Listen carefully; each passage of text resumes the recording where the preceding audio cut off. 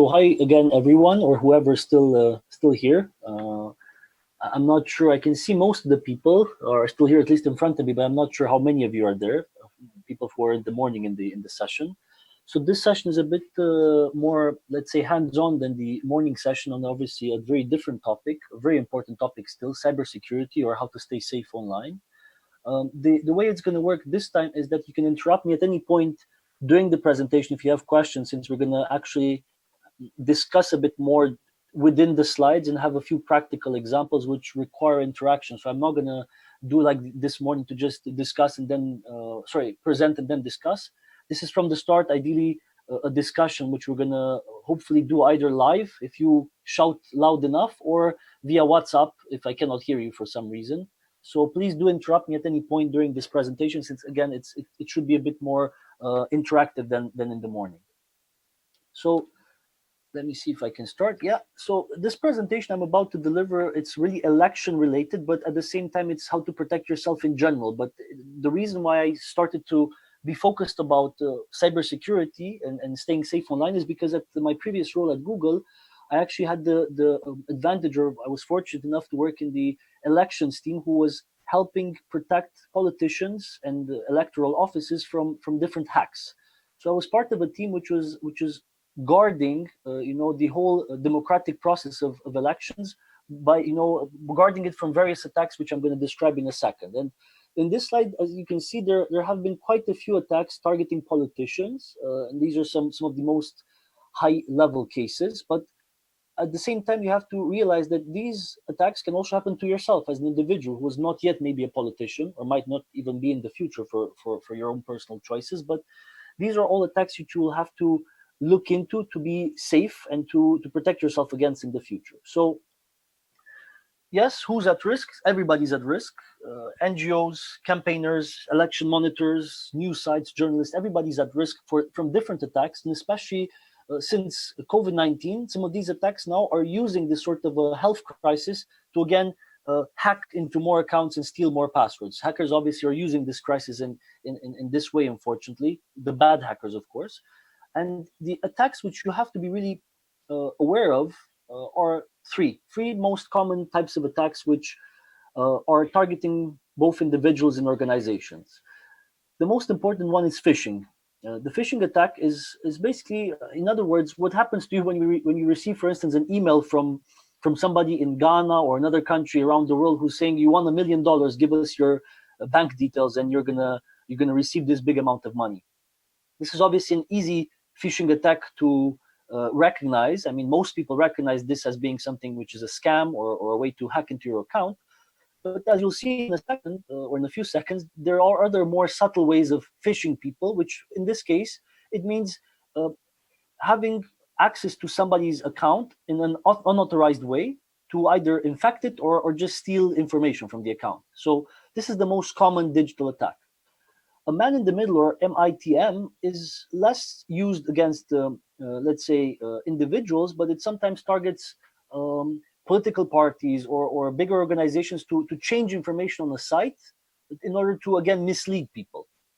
And finally, DDoS, or distributed denial of service, is when a hacker sends thousands, if not millions, of links to a site until it crashes in order to, again, prevent people from accessing this information. For example, it was a case, I think, in Czech Republic a year ago, if I'm not mistaken, or a few years ago, when there were presidential elections, and a hacker actually, or a group of hackers, managed to get the electoral site down, the electoral site which was about to announce who won the presidency. And in that hour or two in which the site was down, the information can be changed, and potentially somebody can change the name of the winner and create a lot of chaos in the country. So this is what the DDoS attack is when a lot of traffic goes to a site until the site crashes, and the hacker can work behind the scenes to change the information. But mostly in this presentation, we'll focus on phishing, which is mostly targeting individuals, including yourselves, citizens, not necessarily politicians. So going into phishing, and this is where I'm going to have to already start interacting with you guys, so I hope you can help me with this. I'm not sure how clear you can see this landing page, but I'm going to ask you what is suspicious about this landing page, because this is actually not a real landing page. This is a fake landing page. It's one which is, in this case, used by a hacker to convince you to put your Google account details in order to steal them. So can anybody pinpoint what is suspicious about this fake Google landing page? You can shout or WhatsApp. I'm not sure what works best.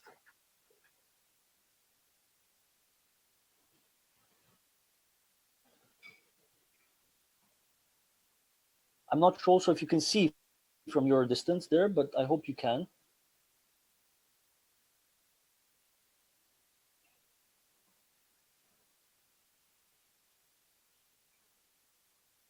Anybody? Anything which is suspicious about this landing page?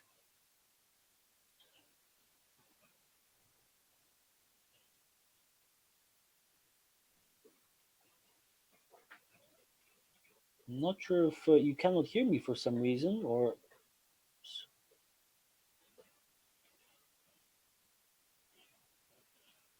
oh yeah, I see now somebody's coming for some help. Okay.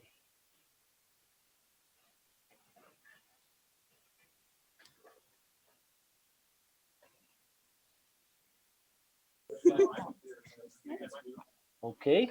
So let's go again. HTTP, you said, right? Yeah. So we said HTTP redirect. Yeah. Okay. Yeah. .com one more time. .com. Yeah. Yeah. Yeah.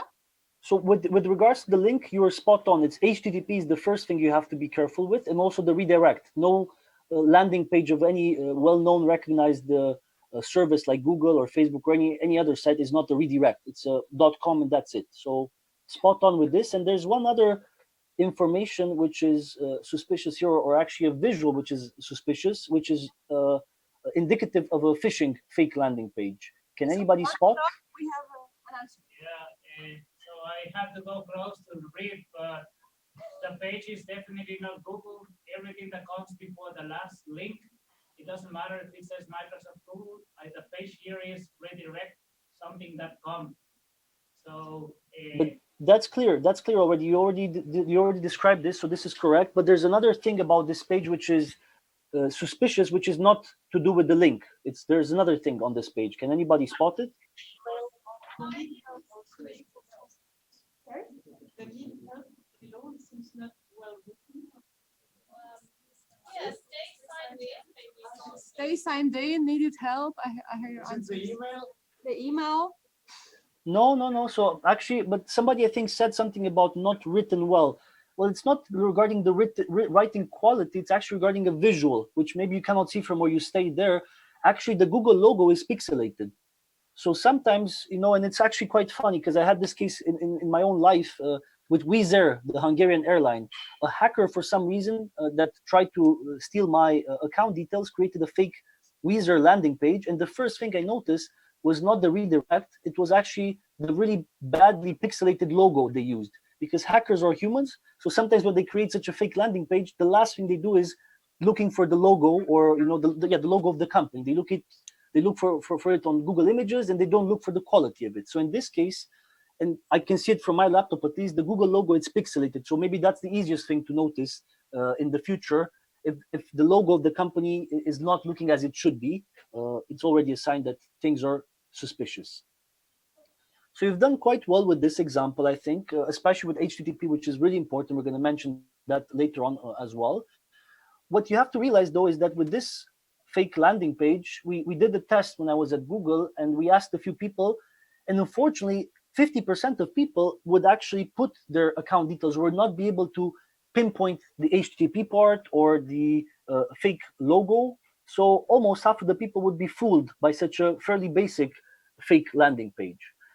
And what was even more worrying, that based on our tests and also on what we know, is that hackers usually, if they're good, they move very fast. You only have maybe half an hour before your data is deleted or stolen. So ideally, you would not end up in this case in which you have your accounts being phished, and we're going to see how you can prevent this from happening. The first thing you can do is to manage your passwords. And before I'm going to actually show you how this works, I'm going to hopefully try to show you a video, which let's see if it works with this connection. Let's see. It's a video from the US, from a very famous show called Jimmy Kimmel's Show, in which he's asking people for their passwords on the street. I mean, not him, but somebody in his team. And let's see if we can actually watch it together.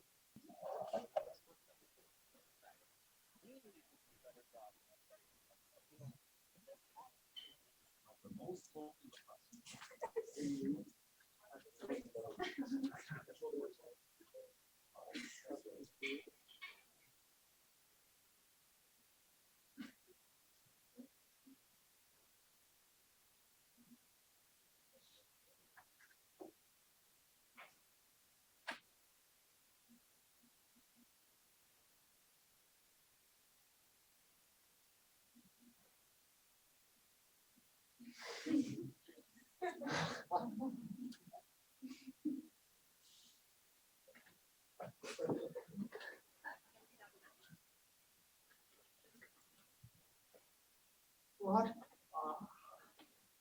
Yeah, the captions are not always that specific as they should be. I can tell you that.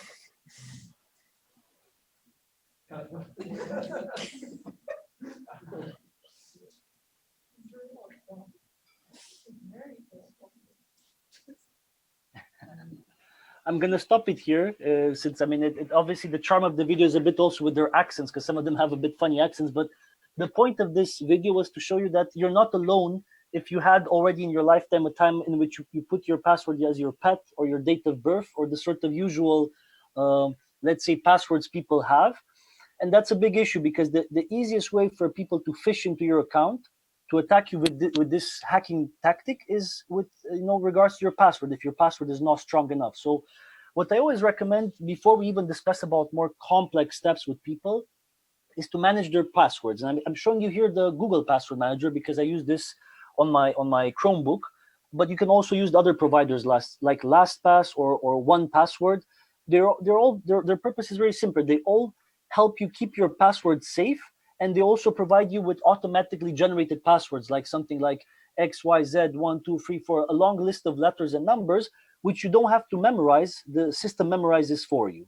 So I usually use two providers, one for my professional emails and one for my personal emails or accounts, in order not to put all my eggs into one basket. So I definitely recommend managing your password manager, which you can find if you use Chrome, fairly easy here. I'm not sure if you can see my screen now, but if you can click on your profile, it's here, basically. You see, I'm now in the password section. All my safe passwords are here, and obviously I can click on them to see what the password is and change it. Another issue that people have is that they use the same password for many social networks in general, especially young people like ourselves. So if you have for your Facebook the same password as for your Twitter and LinkedIn, maybe I would recommend changing it, because yes, again, if you would be hacked into one, the hacker would have access to all the other social networks. So that's another, let's say, small mistake people make that can cost them a lot when it comes to their privacy. Okay, so password manager, yeah, go ahead, stop me if you want to have a. What about double authentication? So let's say I could have like same password, but then you are not able, even you have my password, you will not be logged in because the default is here, So kind of you need to send or call to my number. Yeah. So that's something a bit different, which I'm going to touch upon actually now, the two-step verification. Maybe this is what you're referring to. I have a question as well. Yeah, go ahead. So, but by putting everything in your password manager, absolutely all of your passwords, you have put all your eggs in the same basket. I mean, it's a pretty secure basket, but as all the other baskets, you can also hack into it and get all of your passwords pretty easily done. So what do you think about that? Yeah, I mean, it is a common question I get in this presentation. My answer is very simple. So actually, as I said, not put all your eggs into one basket. So I usually use two password managers. So I have, as I said, my professional passwords in one password manager and my personal ones in another. And yes, you're right. You're never 100% sure. You cannot be 100% sure. There's always a hacker in this world who might be qualified enough to hack into your account if he or she wants to. However, the alternative is even more dangerous, I would say. If you save your passwords on a notebook, the notebook can be stolen, can be lost, can be damaged. If you keep your passwords on your laptop, it's the same thing. So I think the days of keeping your passwords on a physical device are long gone. And the best option we have now is the cloud. The only thing we should do to raise our chances of being safe is to, as I said, divide your eggs, meaning your passwords, into two cloud providers. Maybe, as I said, having some passwords in your maybe Google password manager and another set of passwords in your Lastpass. If you want to, let's say, collaborate with somebody who's not a big tech company, Lastpass is a small company but have a good track record of keeping people's passwords safe for some years now. Lastpass, it's called, and I usually use it for all my passwords. As you can see here, this is Lastpass, and I have, if I open my vault, I can see my passwords. I'm forwarded here. You see, all my passwords are here. Obviously, you cannot see them, but you can see the sort of things I keep track of: business, email, entertainment, productivity tools. So I use LastPass, but also, as I said, my Google Password Manager for extra security. Did I answer your question with regards to the security part of it, or? Yeah, totally. I mean, at the end is that it's not always 100% secure, but it's just about making it hard enough for the others. Yes. Exactly, that's what you have to do. I mean, and I'm going to show you some ways to make it very difficult to hack into your account, even if you use just one password manager. That's basically the next step of the presentation. That's why I stopped at this slide as well, because I thought it's actually connected a bit to your question. It's the two-step verification, which I think many of you already use for your banking. Most important banks have this system in which when you log into your ING or I don't know, RBS or other banks, you're asked for your email and password, and then before you can actually log in, you're being sent via your phone a text with another code in order to log into your account. You can have the same thing for your email account, for instance, even if it's Outlook, not Gmail, for instance. So you can have this second layer of protection, which can be, as I said, a code which you receive via phone. It can be something which you receive via Google Authenticator if you use this for Google tools. So having a second step, it gives you a much better chances of being safe from any sort of an attack, especially phishing attack. If you want to be super safe, and this is something which when I was working for Google election team, I was recommending for the most at-risk individuals. So if you, for instance, are involved in an organization that is dealing with fact-checking or working with sensitive information or working maybe with the politician, we usually recommended a security key, which is basically the safest form of protecting your computer. Because what the security does, and I actually have it now on my laptop, it's basically the second step of verification. It's not an SMS code or the Google Authenticator, it's a physical key. So now if a hacker would like to get into my account, be it my Google account or other accounts, because I can connect the key with any account, they would have to steal my laptop with the key inside. So they would usually, this is very hard to happen because, as you know, hackers are not usually when somebody hacks you, it's not somebody who's next to you in the bus. It's most likely that somebody's 1,000 miles away in maybe a village, maybe in a country. So having this key makes it, as I said, 99% sure that your account won't be hacked, simply because it gives this extra layer of protection. And what is very useful is that Google at the time, and even now, I think they offer this advanced protection program, which basically for people who have these keys, which Google doesn't sell, you can buy them from Amazon or eBay from different providers. It's not the Google product. But what Google did was, you can, when you have these keys, and one key costs between $30 and $50, I think. When you have one of these keys, you can connect it with the advanced protection program, which would give you another layer of protection by, whenever you receive, for instance, an email which is suspicious, you're being alerted by the system. Or same with Google Drive. If you, for instance, somebody's trying to send you a suspicious email, a file in Google Drive, you're being alerted regarding this. So this is a free program. And again, if at any point you work with an organization that is working with delicate information, or you become a politician yourself, I highly recommend these keys for extra layer of protection, basically. So before we go into the man in the middle part, I wanted to leave some things for you guys to see before we go into that part. One of them is the phishing quiz, because with this phishing quiz, and I'm not going to ask you again to spot the problem, because this is a bit more difficult to spot the problem in this case, I think. It's actually a quiz that my colleagues at Google did to train people to detect more complex phishing attacks. So not your email from a faraway country saying that you won $1 million, but something a bit more complex. Something like this, maybe, something like Luke Johnson, who maybe is a colleague, sends you a department budget, which maybe sounds a bit suspicious for you because it's not that time of the year when he will send this budget. But then you usually click it because it's somebody you know. You usually click on the link. However, if for any reason you have any doubt, the first rule is you never click on the link. You actually just use the mouse to hover on it, to not click it, but just move it on the link, because you can already see on the bottom left corner of my screen, there's something suspicious with the link that this file would send you to. It's again HTTP. Drive has this -- google.com. I'm not sure if you can see it. It's just here on the bottom of my corner. So this is a phishing email, for instance, exactly because of this reason I just mentioned to you. You have to use the mouse to hover over the link before you click on anything. And I actually had the case when delivering this presentation. This was probably the funniest situation in my time of delivering this training. I had actually a girl in one of these trainings who, as I was actually presenting some of these tools, she received an email from her manager asking her to go buy 6 USB sticks from the shop, which was a really random question to ask anybody in today's age, but especially from in her case, because I think from what she told me, her manager never asked her something like this just so randomly.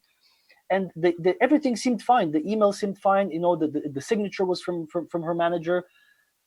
And then I said, okay, try to get more information from him. Why does he need these USB sticks now? And all these questions to ask to provide more information. And then the manager, or the presumed manager, said, oh, but before you buy the sticks, can you also click on this link, because I need you to see something. And then I said, okay, don't click on the link. Let's see what's the problem. And the first thing actually that was an issue, which she didn't notice, is that the email of her manager was changed. It was not, in this case, Luke Johnson. It was not Luke JSON 8000. It was something like Luke JSON 8001. Just a small change that the hacker made that she didn't notice initially, and she was almost going to click on that link. So it can happen, as I said, somebody to be really pretending to be your manager, your colleague, and still trying to hack you, because it's a hacker who just got into your email before and changed this information. So I think doing this test, the phishing quiz, it's 8 case studies, really easy to see. It will help you and also your family, because it's something to share, I think, with your whole family to be safe against phishing attacks. And maybe to get you a bit worried before we move on, I want to show you another thing which is very useful. This is a site which one of the most famous bloggers working on cybersecurity put together to basically collect information about all the previous hacks that have been done in recent years. And he has here the latest breaches. The latest big breach was actually, I think, last year. So very few people know, because this is not what they show you on TV usually. In January 2019, around 773 million email addresses along with passwords have been hacked by a big hacking attack, and they have all been exposed on hacker blogs, and they're all online basically for hackers to use to do harm to people. And usually what I ask if I do this training in person is for somebody to kindly mention their email address to see if your email address has been hacked. This is no trick. I'm not trying to get your email hacked, but this is actually to help you to see if your email address has been at risk. So if any of you want to, via WhatsApp, send me the email address to see if it has been hacked, we can check now with the rest of the group to see what's the situation. Anyone wanting to be the tester for this?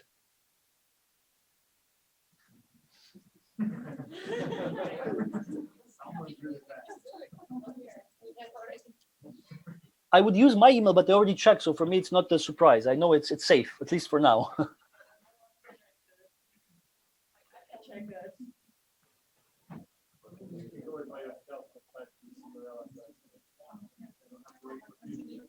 Yeah, you can also go on obviously on your own laptops. I'm not sure if everybody has their laptop now, but I think it will be interesting to see Sorry, Yeah. I'm typing you an email.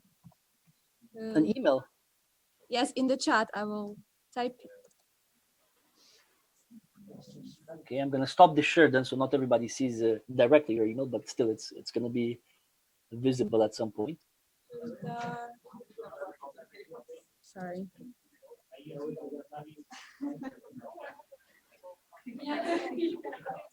Okay.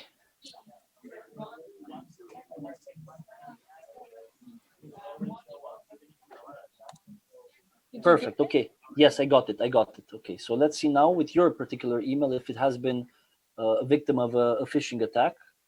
Let's see. Let's see. Oh no, it has. And not just on one site, but on 6 sites. So your account information has been Canva, which is usually the case for more people.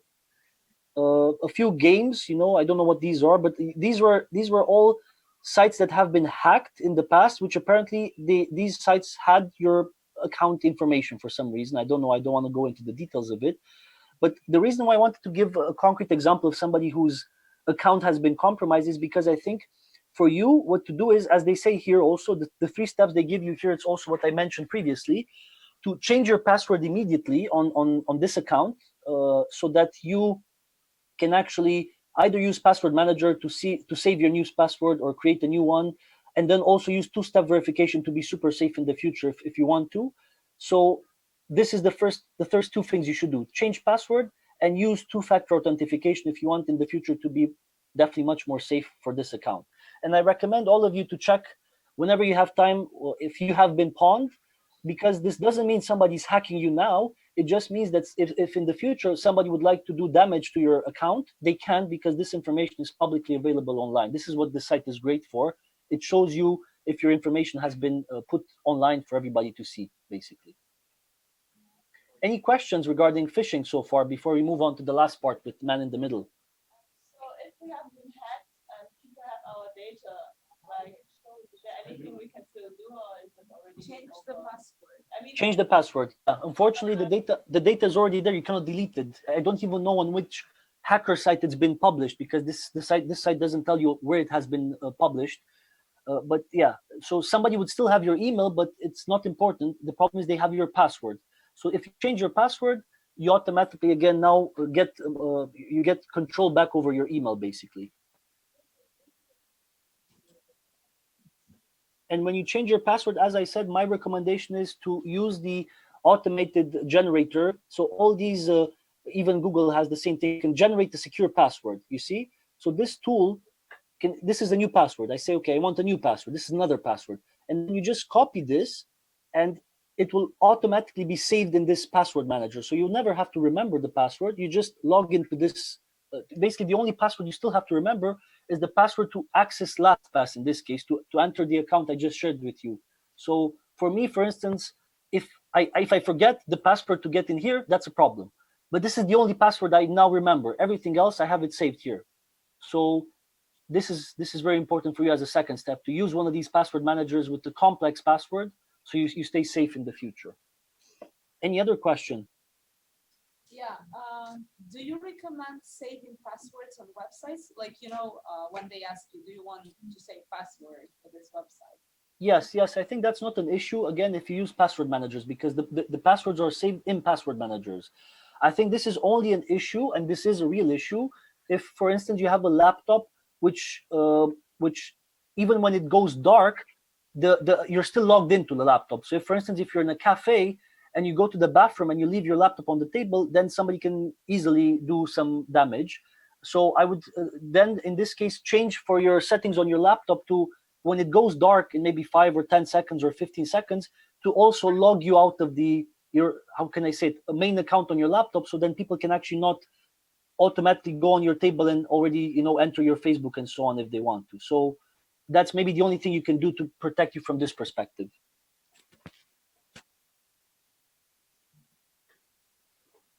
Any other question regarding phishing attacks?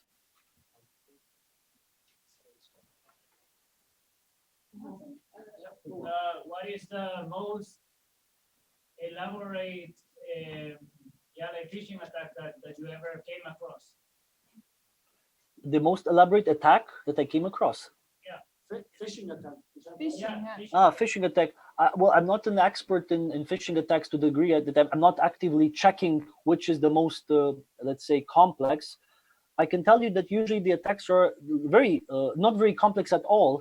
They just look for the weakest link. So, for instance, in Emmanuel Macron, the French president's campaign, when he almost got hacked, the hackers who were, from what I remember, of Russian descent, targeted one of his most junior staff members. And at the time, his whole team had access to the Google Drive, the email of the campaign, and so on, even if you'd be an intern, I think, as it was this case. So the hacker didn't use anything very complex. He just targeted the person who was least experienced and most easy to, let's say, hack into. So after he hacked into that intern, if the Macron's team didn't see in time this breach, it would have easily contaminated the whole team, and then everything would have been obviously very different now. And maybe he would not have even become president, to be honest, because such a hack can really ruin a campaign and a candidacy. So the attacks don't have to be complex. They just have to target the weakest link in the team. Thanks. No worries. Any other questions? No, we don't have any more questions, David. for now. Okay, thank you for these questions. And now the rest of the presentation is actually for man in the middle and distributed denial of service, or DDoS attacks. Two attacks which, again, I have to warn you, are not so common for individuals, but more common for entities like NGOs or political campaigns or even companies. So these would be good for you to keep in mind, especially if you're already working for such an organization or individual. So with man in the middle, this is how I like to explain man in the middle, because when you have a site which is just protected with HTTP, the former protection for sites, which some sites still have, unfortunately, it's like sending information on an open postcard. When if you send it like this, as you can see on the left, it's not just that the postman sees it, it's also your neighbor sees it before you see it, maybe. So many people can see it before it gets into your hand. It's the same with HTTP. If the site is not protected with the proper facilities, a hacker can go behind the site and see the information being exchanged there as if you do with a postcard. With the latest form of protection, which is HTTPS, and I don't want to go into the technical part of it, it's just basically an update that you have to make for your site. It's like a sealed letter. The hacker cannot go and look into the site because it's protected by the latest security certificates. And I can send you more technical info if you have any sort of a passion on technology about how to protect your site and update your certificates for HTTPS protection. So this is maybe a bit more, let's say, more concrete example of how HTTPS works. Basically, your users, in this case, if you look, because maybe for business it's less relevant for you guys, you collect user browsing behaviors. It includes searches and other personal info. So if you have HTTPS, this information is only collected for you and for your site, and no other person sees it. If it's only HTTP, it's actually fairly easy to hack into a site which has only HTTP protection. For a hacker, in this case, then to see browsing behaviors on your site, searches, what people put as personal info, because HTTP is very bad, especially if you have something like a bank who's not updated to HTTPS. Because imagine having a bank with this older form of protection. It means if a hacker goes there, he or she can see information about the customer of the bank's ID, money into the account, and potentially they can even transfer money on behalf of that client if the site of the bank is not protected. The easiest way to see if it's protected is obviously if you read HTTP or HTTPS, but also there's this exclamation mark which usually indicates that the site is not protected properly, and if it's a lock, the site is safe. Again, this is not something to worry too much about. Even recently, because I was working in Brussels with these trainings a lot, even the European Parliament had this issue. The European Parliament, until I think recently, only had HTTP protection. So until somebody from my team actually spotted this and told them, like, hey guys, you should update this, because especially if you use Google, all sites which have HTTP protection will actually be downgraded in Google search in the future, simply because obviously Google doesn't want people to click on sites which can be easily hacked. So even Google tries to discourage people to have this form of older protection. So don't get discouraged if you access such a site, but if you have the chance, do tell the admin of the site to upgrade immediately, because it's a stupid risk to put your clients to if you don't upgrade this certificate. So HTTPS, again, I don't want to spend too much time on it because it's less maybe relevant on individuals, but if you work for a big organization or even a small one, it's good to make sure your sites are updated with HTTPS protection. DDoS is even more niche, but David, we even have a question. yes, please. Just it's also from the personal side that you go in a website and that it has HTTPS. It doesn't mean that it's secure for you. You can have a complete landing page, a scam page, that it has an HTTPS. It's something that you just click and pay for it. So HTTPS doesn't mean secure. Like for you, it's just like the data is secure. But if you go, on a page that is only there to scam you, I don't know if they offer you 50% that you wanted to buy, and you have, I don't know, you can even, it says pay secure and whatever, you can even pay for everything and being HTTPS. And usually these websites, they just pop up, they go out with a few 100,000 euros and then they disappear because everybody's saying, okay, this is a scam. And they just create a new one. So it doesn't mean like S is for secure all the time. Yeah, there's always cases. It's a good example because there's always cases, obviously, when people create a fake landing page, even with HTTPS, sometimes it is possible. But again, this is all about lowering the risks you have. And it's a lower risk you have if you go on a page and if it's HTTPS and there's no other sort of, as I showed you earlier, phishing issues there, you're definitely safer than if the page is just HTTP. It's just a matter of lowering the risks you're exposing yourself to. That's it. You can never be 100% sure, as I previously mentioned. That's the unfortunate situation with cybersecurity. There's always going to be a hacker who's smart enough to even go beyond these safety technologies. But again, usually those hackers who do this, they do it to hack into the Pentagon or to Emmanuel Macron's email, not into citizens who not yet have let's say a prominent position in society. So I think you should still be safe, I think, from this perspective. But it's good that you brought up this example because it shows that you can never be too sure of anything, unfortunately, with cybersecurity. David, hold on. Yes. Just this example how I did it. I wanted to buy a virtual reality headset for 600 euros. And on the Google ads, on the very top, the first link that was a paid promotion link was for a site that was selling the same VR headset for 400. Now, a 100 euro difference from the lowest price. And I went there, okay, HTTPS, the page has a really cool name, like Tech Gadgets Germany.de, and it has PayPal. And I just went there, okay, I'm gonna buy it here. I click on pay, and then it says like, okay, PayPal is not available, but you can pay via a bank transfer. And this is the one where I was, oh, wait a second. And I went in to check online and forums everywhere about this website, and it was one of these new websites. It was 1 month old, and it looked super genuine, but the place where it was registered was in another country that doesn't have any data regulation, and the account was in another country. It didn't make any sense. And of course, it has just the best reviews, like good delivery, like full of fake reviews for the product that sometimes are even product accurate. It was a total scam, and it was the first link, and it has HTTPS, so you just gotta like be paying attention. Yeah. So no question, it's just remarks. I'm not gonna ask anymore. Sorry. No. Thank you for raising this, but it's great that you also had this experience because you proceeded correctly as you just mentioned. You double checked when you saw anything suspicious, and you didn't just put in your details immediately. And as I said, that's what we always have to do, especially when we interact with the new sort of a service, or even if we interact, as I've shown you before, with Google or Facebook, that maybe the landing page looks a bit suspicious, is to not hurry into putting your data there, because even by just typing it, sometimes somebody can see it. If you have this man in the middle attack, and somebody's trying to attack, let's say, a site like a fake landing page like this one, and somebody has man in the middle, they could even see you typing your email and password here. So it's really risky. So when you see something like this suspicious, don't even type it.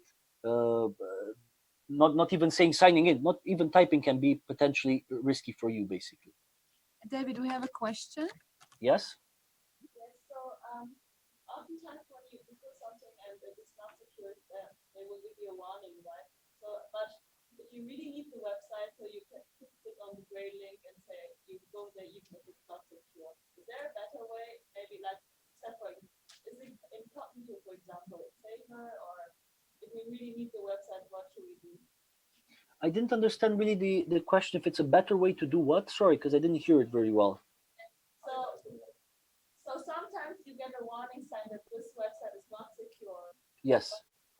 Sometimes you still need to look at the website. So what do you do in those kind of situations without going the risk? I think this is like an ethical dilemma. I guess you go with your gut instinct. I would say don't go on this site because for good reason. And I have an example. I think somewhere. Actually, it's another presentation. I'm going to show you another presentation so I can give you the example. It's Google actually has this already, and I'm sure other browsers have it as well. Of telling you if there's a suspicious site, if the browsing is not safe, you're being basically told about this. So I'm going to find the presentation in a second so I can show you exactly what I mean, so other people see the sign. Okay, cybersecurity. As you see, there's a lot of Google security here, trainings in my deck. Okay, so what I wanted to show you is this is it. So this is probably what you're referring to, I guess, no? The safe browsing, pay attention to warnings, no? Can you make it bigger, David, please? Yeah, sure. So this is maybe what you mean. Yes, And it's not so alarming. fair enough, but no, I mean, they can be less alarming, but still, I think Google, at least on the Chrome browser, they really emphasize this a warning. So they really make sure that, and there's even a new tool called, I think, a password checkup.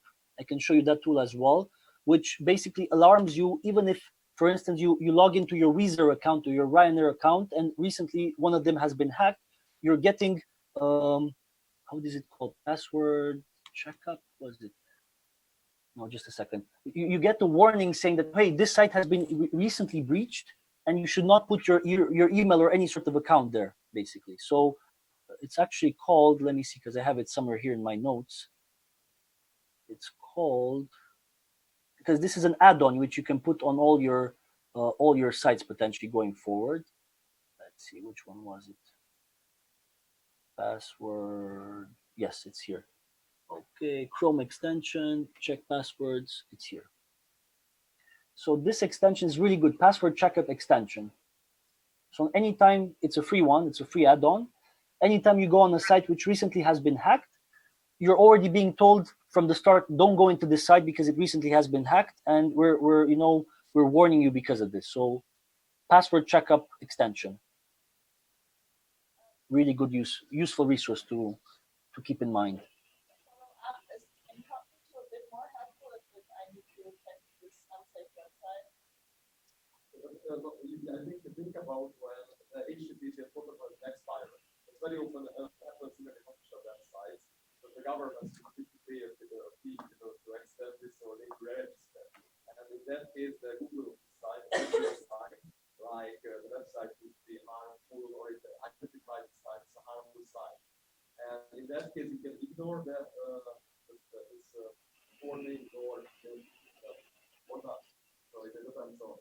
But in certain browsers, they actually it really makes it possible to access this site for free. Okay, I'm not sure if I understood everything you said. Something about, maybe if somebody can summarize a bit what you just mentioned, because it was a bit hard to understand. So protocol you said? HTTPS protocol. So if you have to register relatively time, if you do this, then the browser is going to identify that site for half that site.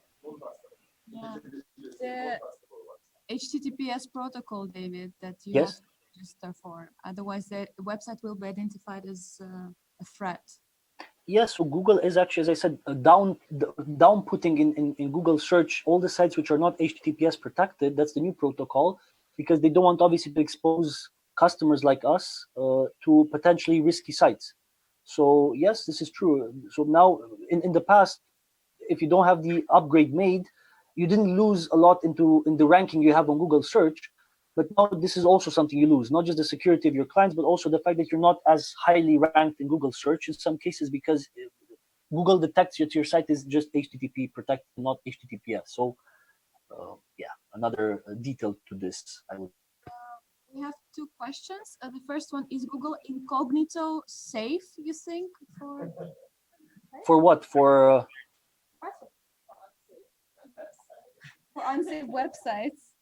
I know what you mean, but I don't think it is. It's only safe in the sense that I mean, to be honest, I use it to read articles from sites in which otherwise you'd have to register. Maybe as a little tip for you, if you ever need to register on a site to read an article, sometimes it works on incognito without having to register at all. But no, I mean, incognito is not really protecting you in any better way than the Chrome browser already does. It's mostly if you, yeah, don't want to risk entering, let's say if you're maybe in China and you don't want to risk, with your server, it is also something to do with servers, I think, in some cases. If you don't want to risk your search being viewed by somebody, incognito gives you a bit more privacy, but still, it's nothing, I think, much better than what Chrome already gives you in the normal browser. So, yeah. If it's a dangerous site, I would not enter it even via incognito, because if a person hacks into your account, he can do it as much as it incognito as it can in the normal browser if you don't take the necessary measures. Okay, thank you. And another question? It's more of like a remark on the original question for unsafe websites. Yeah. So, when you reach these unsafe websites, usually when you there are two possibilities: you know the website or like who made it or something, or you don't. And if you know the person who made it, then you can determine if you trust that. Like maybe you made the thing. Like I have this problem sometimes. I'm making something and then the browser says, "Oh no, this is not trusted." I'm like, "Yeah, I know, I made it." But if you don't know who owns it, usually you can find some other website which does a similar thing and is more trustful. And if you can't, you could maybe use another browser like Tor. Have you heard about that one? Yeah. But Tor though is definitely safer. But I think for Tor, I guess I would recommend it, but only for people who are a bit more tech savvy, to be honest. Simply because with Tor, there's a whole different ball game, so to say. I mean, Tor is used both by good people and bad people alike, if you know what I mean. There's some of the most dangerous drug and arms trafficking is being done via Tor. So yeah, it's like one of those things, with technology. It's depending how you use it. It definitely gives you a lot more protection, Tor, but it's also being used by some bad actors who, if in some cases they want to hurt you, you're using the same tool as them. So it's tricky as well, I think. Okay, thank you. Any other questions or comments on what we discussed so far? Yes, we have one. I remember that I was hacked. My email address from university was hacked because of, like, let's say, my mistake. I received an email that my email address is hacked, and you need to change the password. Yeah, then they did it. And then actually, 5 minutes after that, I received an email that,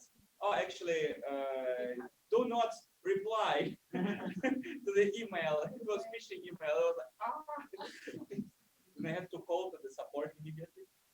Yeah, but it was like so officially written. So when I went back, it was like fluently written, but some mistakes. But the small letters at the bottom, it was like some copy paste.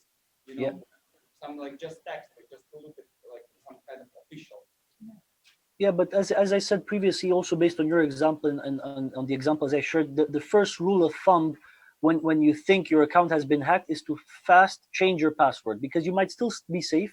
In many cases, in the attacks I showed you with I Have Been Pawned, that site, when a hacker or a group of hackers hacks 700 million emails and passwords, they don't do it to target you or me. They just get all these information and then they use it maybe a year later or 2 years later, so you might still have time to, if you change your password, to have no issues at all, even if your password or account has been hacked. If somebody wants to hurt you, though, as I said, you have 30 minutes sometimes. So if somebody tries to attack you via phishing and he or she wants to hurt you personally, yeah, you don't have a lot of time to react. But even then, changing your password is the first thing you should do to try to save your account at least. And also in Finland, I don't know how it's other countries, but in Finland we have like banking ID. So basically you have like your ID and the password. So it's like confirmed identity on internet. Yeah. For the social securities, for the, let's say, for police, for, I don't know, for anything. So basically all your information is stored there on a server. And recently I received like several calls from Microsoft support team that my Microsoft product was hacked. And I thought that I don't have a Microsoft product actually. I thought like, oh, okay. But I mean, there was like a long discussion, of course. And then I figured out that they were like hackers. And after they actually asked you for your actually identity, could you please tell us, confirm the numbers of this? And that's actually, you're not allowed to tell it to anyone as your personal one. You can do it only through the system when you see the monitor, but you're not allowed to tell your numbers or like PIN code to anyone else on the phone, even like to authorities. No police even can ask you for that, because immediately it's like a electronic signature that you are like submitted to something. And they told that during Corona times, it increased, and over 2 million euros were stolen from bank accounts, and also loans, quick loans were taken using the information that people were providing over the phone. And it could be like Microsoft, it could be, I don't know, like Apple support team, and they're calling you and like very, in the customer support way, they're telling you, okay, quickly, please do it, or we still have the opportunity to save your data. But we need confirmation that it is you.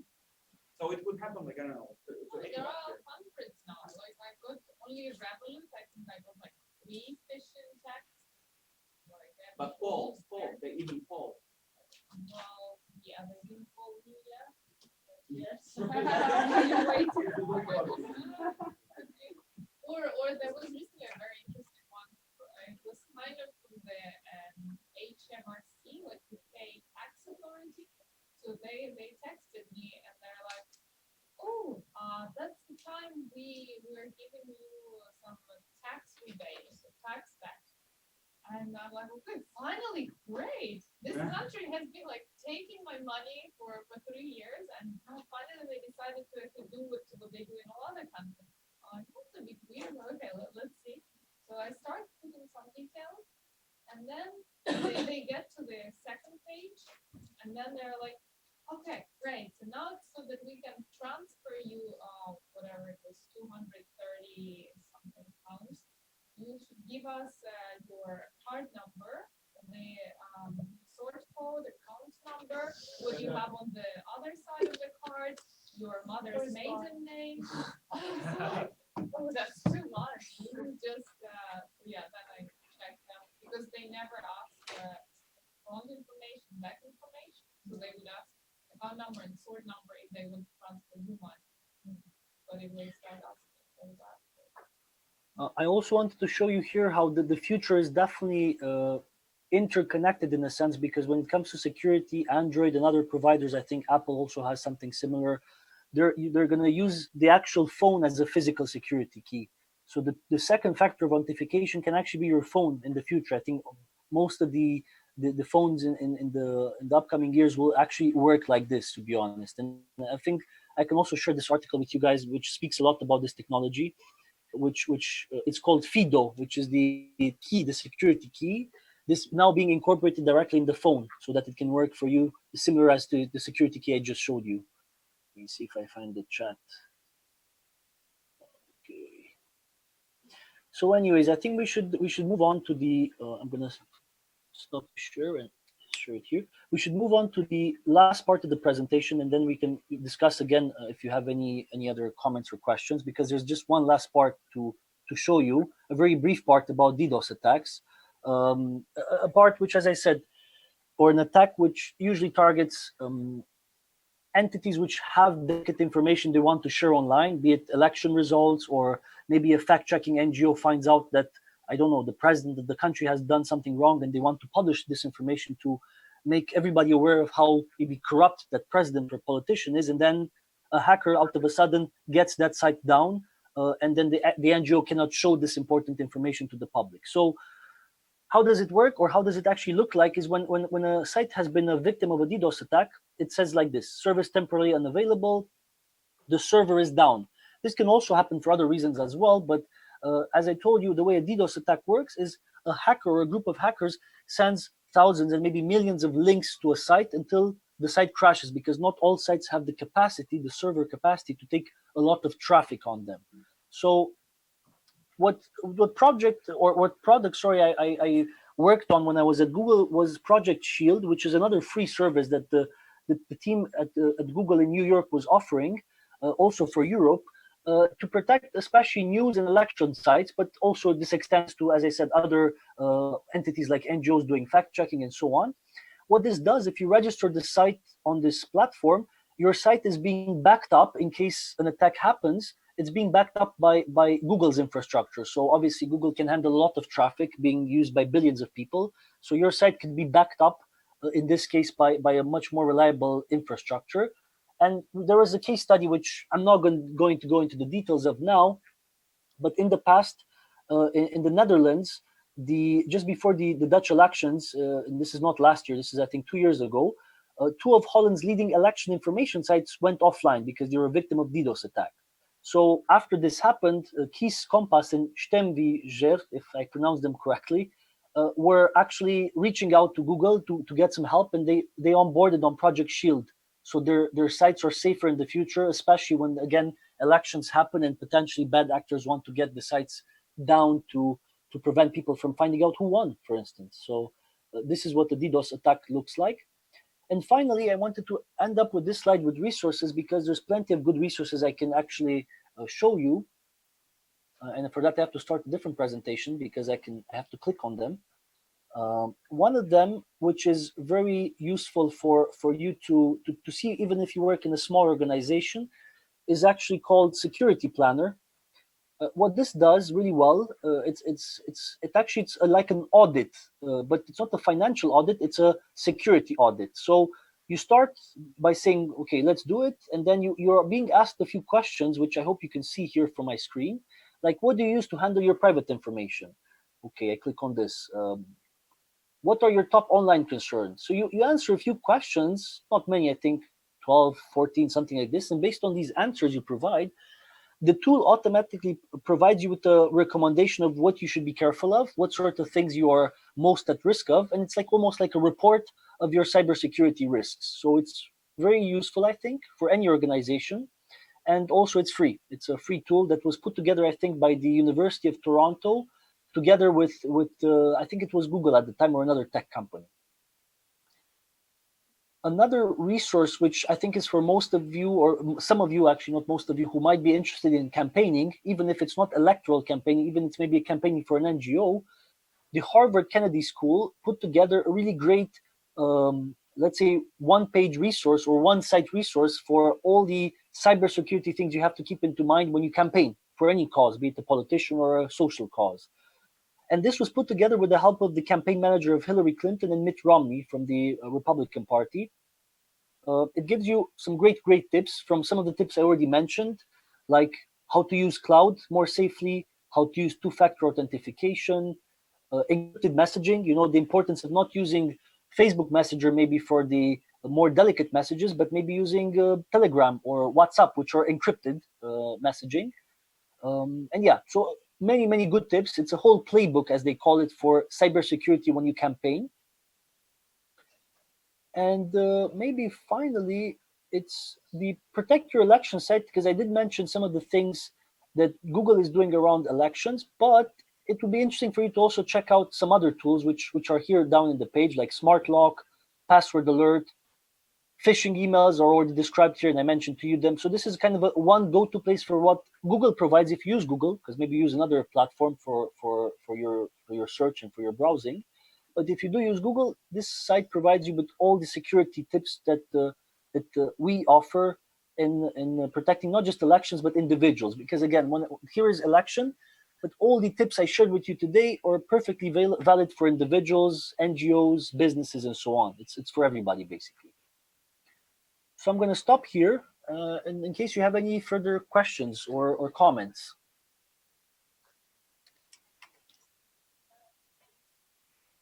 Yes, David, we have a question. Yes. At the beginning, you said you should use password managers, but isn't it the most secure way to keep it offline? I only understood if there's a more secure way to keep it offline, but I don't know what. I didn't understand the first part of your question. No, because you said in the beginning we should use the online tools, right?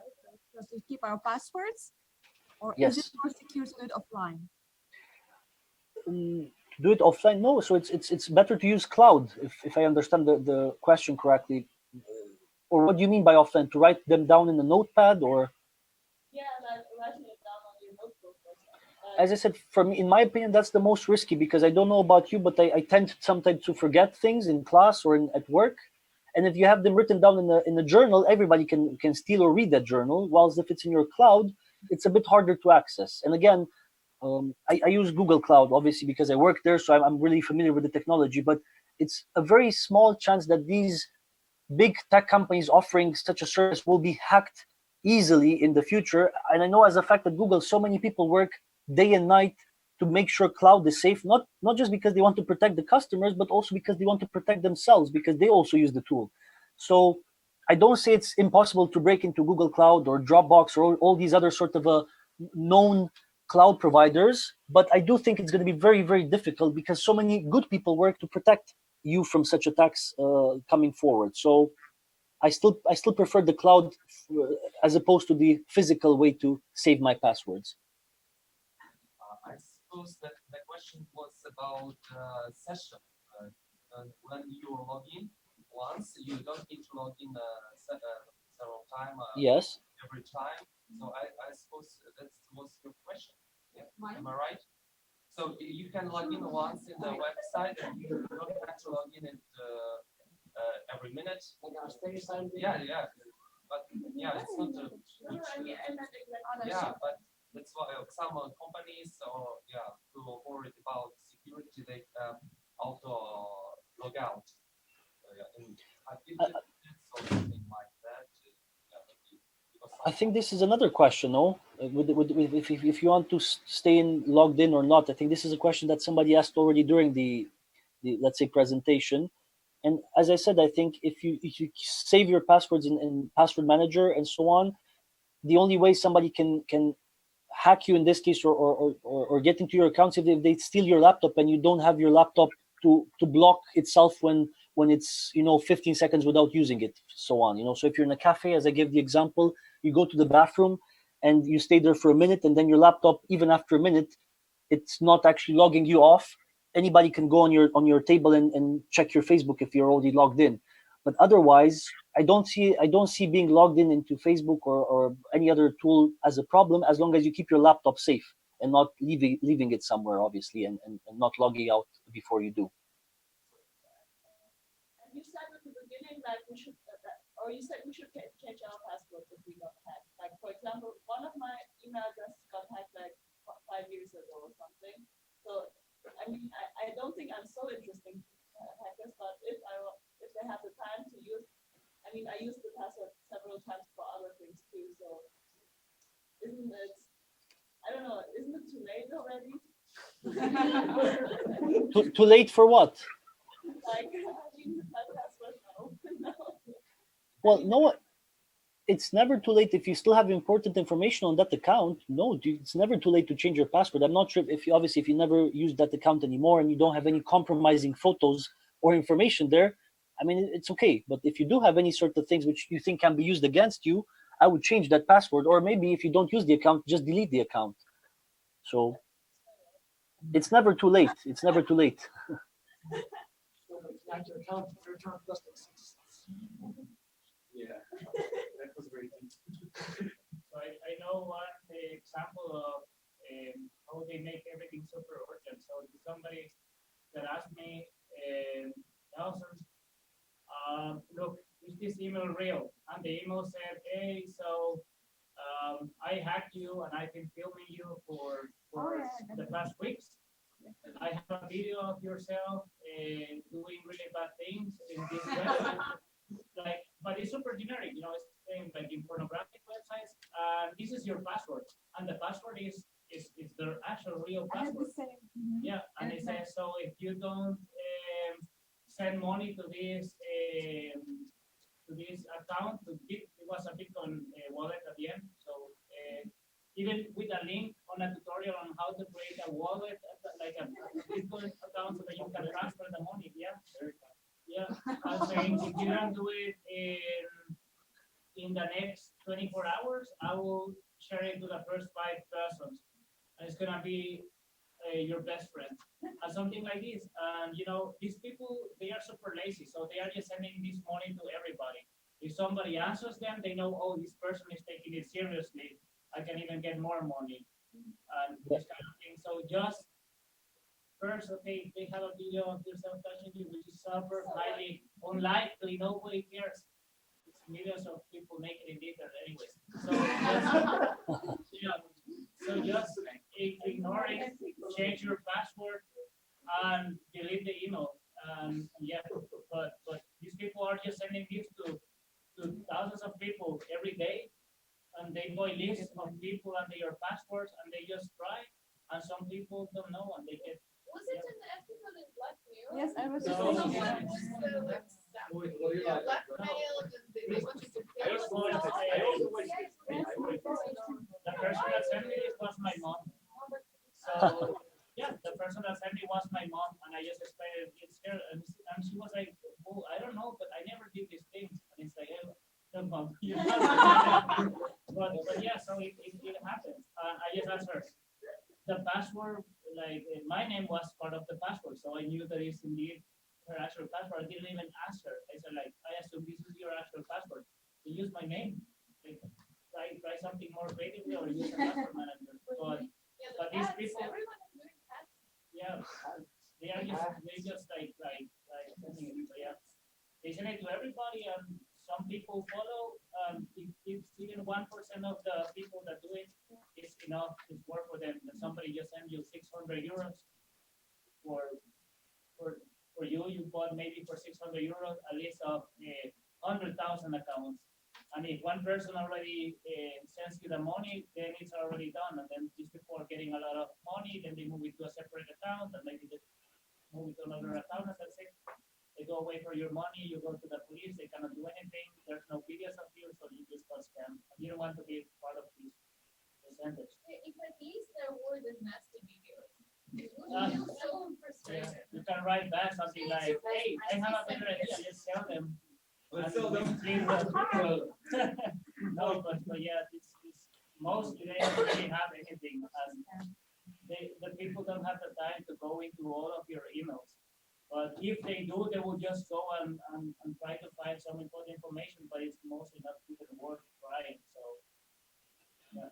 Yeah, but going back to your point there, it's nowadays it's fairly easy to do a lot of damage, even if the person is a very novice hacker. Because in this case, in Germany in 2019 in January, when many politicians were hacked, including I think compromising photos with Angela Merkel, the hacker was just a young German guy in a small town who, from what I remember, he actually not even you know hacked the accounts themselves, but in some cases just went into the social media of these politicians and managed to get away to find compromising photos of them. So not even doing any sort of a complex attack, just using the weaknesses of some of these politicians who didn't have safety measures for their accounts, and also who forgot maybe in some cases to delete some photos from back in their, let's say, earlier years in politics. So nowadays, unfortunately, if somebody wants to damage your reputation or hurt you, it's fairly easy to do so. But hopefully, with some of the tools I just shared with you, you can be at least a bit safer. As I said, I cannot guarantee full safety. Nobody can. But at least you'll be a bit safer, regardless of what sort of phishing attack you might come up with, if you have this sort of a longer password and more complex one saved in the password manager in the cloud, so not on a notepad or on your laptop.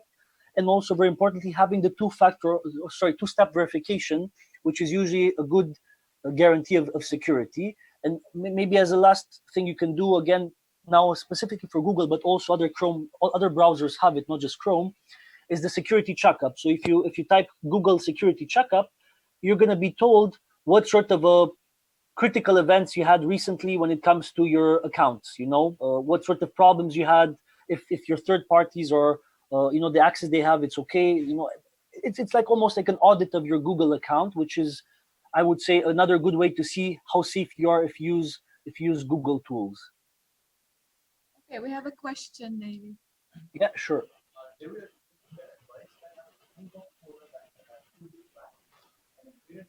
Can you hear, David? I cannot hear very well. No.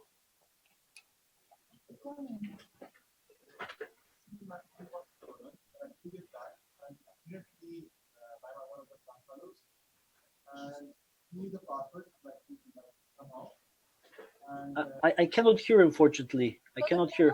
The phone got stolen 2 years ago, and his friend or classmate knew the password. Yeah.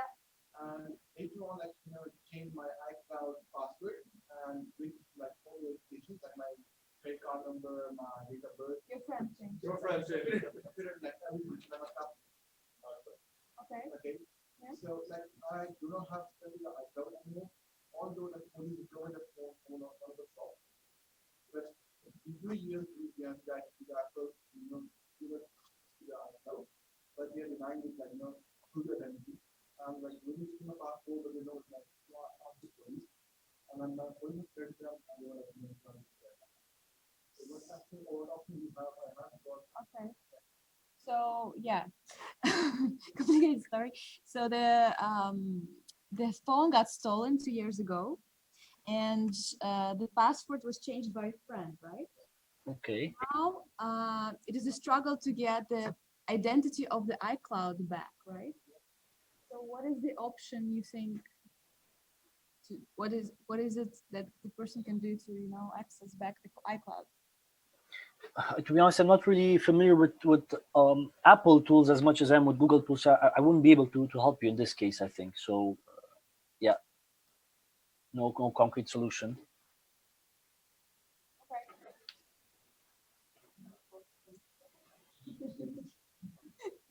Okay, any more questions, comments? I'm not sure if it's related or it might be later, but can you tell us more about VPN? Explain to us what VPN? So let me see if I can pull out actually even a presentation on this topic, because I might have something which is also a bit visual, not just and I won't go too much into the details of it, because again, I think VPN for me, it was useful in my lifetime currently only when I went to China because I had the summer school there at some point in my life, and obviously if I wanted to use all the tools we use and we take for granted in the rest of the world, like Facebook, Google, I needed a VPN to circumvent a bit the Chinese firewall. I'm now looking for a presentation on VPN, because I might have something with regards to this. Just to update, we have 5 minutes left, and then if any maybe last question after that, and then. Okay, so I'm going to share the screen now. So I'm not going to go into details with this, because, as I said, it's not maybe less as relevant in this case for you guys, but I hope you can all see now the presentation. So there's also another tool, in this case with Google, or what I recommended when I was at Google, because Outline is a separate entity, but we recommended it, so we were like partner organizations. So it basically gives you a safer connection to use the internet. It's not the sort of a Wi-Fi you find in a cafe, or your Wi-Fi connection or your internet connection at university. It's a different connection which you set up. Outline is a good tool to try to use it, because you basically have your own private connection in a sense. It gives you more control over your privacy. You have stronger encryption data, and what I give you now as the description for Outline is basically for most VPN providers. This is what they offer you, as opposed to not having VPN.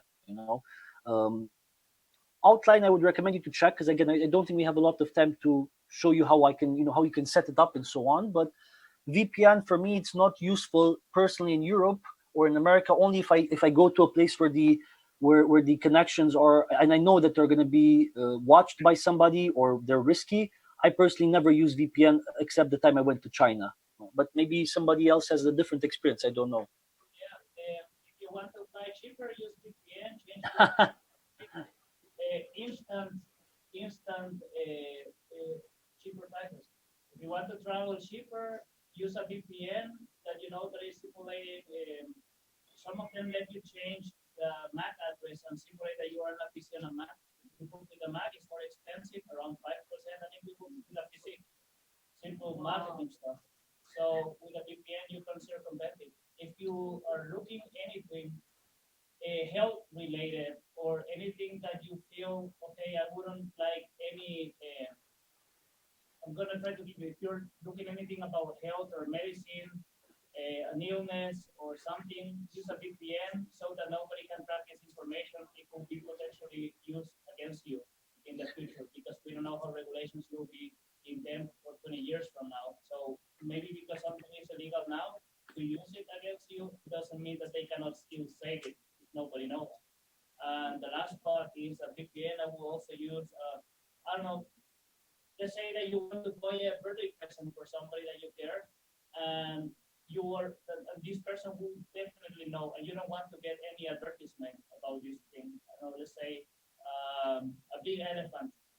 Right? So if you're looking for big elephant, maybe will come in your ads on your phone, on your screen, sometimes even on your watch. So if you use a VPN, this information will not be collected. I mean, it will be collected, but they don't know who you are because it's simulating that you're somebody else. So those are like these four different examples. You can use a VPN to.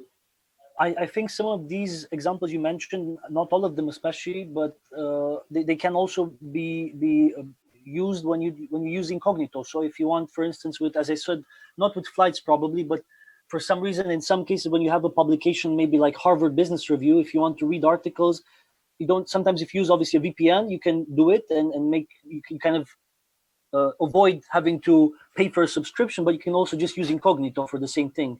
Also, with the elephant example you gave with Incognito, data is being collected differently or not at all, actually. So in some cases, it can easily be done with Incognito, but yeah, VPN is just maybe a safer way in some cases to be hidden when it comes to what your activity is online. More tool and more control on everything. And Exactly. If you want a good working one, a better use case. Does anybody use Netflix? Yeah. Yeah. Does anybody use Netflix USA? Being here and watching the really cool shows? Pay for it. €3 a month, and then you can watch Netflix in US. And there are so many million users doing this that Netflix doesn't care about you trying to set up their terms of service. They want your money, so they will not ban your account. They just go after the websites that are doing it. So I mean, if the content is there and it's a single world, why do we have to split it via content? It's not about the one, it's about the copyrights mostly. Yeah, many countries, the broadcasting rights to different companies, and that's why even some shows just get only available in Canada. So at the end, it's not something bad anyway. So just do it. With Amazon Prime, it's not working.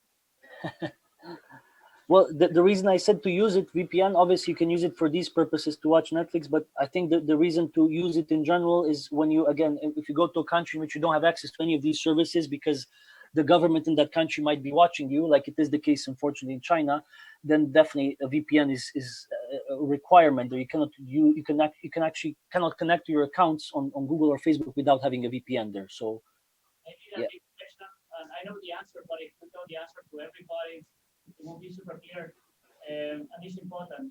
If I am using a VPN and a secure connection and everything, and I go into a landing page of a scammer, and I give my information there, am I protected or not?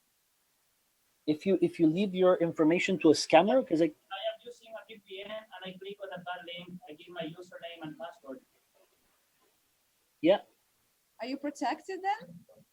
I mean, I think you can be more protected using a VPN, but still you cannot be 100% protected because, again, if somebody has access to your password and email, he can just use it without having you to be in VPN, if you know what I mean. I mean, he can just access it as a hacker without having into account that you have a VPN. I don't think there's any difference to it. It just gives you a better protection. Again, for people spying on you, it's a bit more difficult, but you can still be hacked, of course, even with VPN. It's not 100% sure. So at the end, it's just like the VPN can protect you on the entire process or way, but the moment that you just send your information, your username and password, it doesn't matter if you were using one, it's gone. Like exactly, it's gone. Yeah. At the end, it's your decision, right? To be safe or not. It's true. It's true. It's a personal decision, and also it's something for people who maybe are more tech savvy. I'm not sure if all of you are super comfortable with technology and so on, but with VPN, you have to look for a good provider and so on. There's a few things you have to do before you actually decide on what to choose. Actually, Outline is just one example. but I'm sure there are other potentially even better providers, which I personally don't know because I don't use VPN, as I said. Okay, David, thank you. I think we will wrap it up now. No more questions, comments? No?